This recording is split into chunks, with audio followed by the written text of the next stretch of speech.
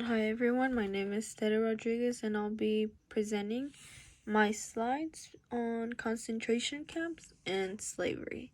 And I will also be talking about some of the camps that are still operating today. My introduction, this is the start of the Holocaust that came to happen when Hitler was in power and he started a mass killing of millions of individuals. Including like the Jews and those that were in disabilities, and also those that had specific religion or belief. They had they started making the concentration camps all around Germany, going into Poland, and this is where they would take a lot of families and place them in. He started doing this because he believed that the Jews were taking too much of the food supply for the Nazis, and there were too many of them that he was trying to get rid of as many as he could.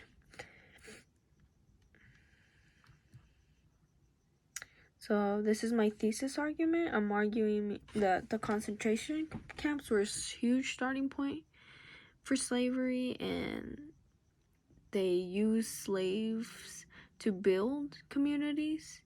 And even though some people might argue that slavery wasn't slavery due to the compensation such as food and shelter, I will say that many of these people didn't consent in being there. So even if they were getting food and shelter, they still didn't have the consent in being a slave and being in the conditions that they were in.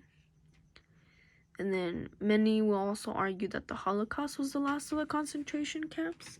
But as we know, there are still many that are around the world. But one of the ones I'll be talking about would be the one in China with the Muslims that are being detained.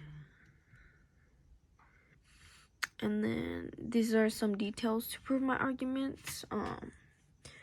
So going with one of my arguments that many of these Jews were being kept in these concentration camps. They will not call it slavery, but many, as you see in the pictures, we see that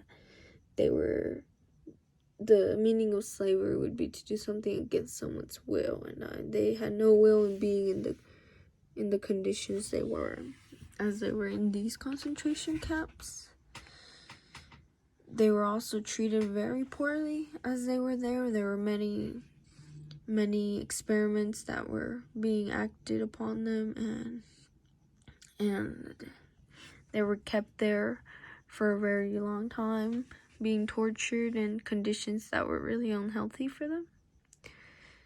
And lastly, we have concentration camps operating till this day, even though people will say that the Holocaust was the last to be the concentration camps, but we still have some operating today.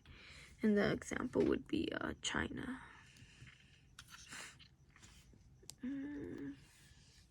So first, I want to talk about the China. In China, we have one that is some of the camps that are being operated that are seen as learning camps, as to how China says them, but they are only covering up what's really happening inside, as many people are being detained without having done anything wrong, and they are also being tortured inside these facilities.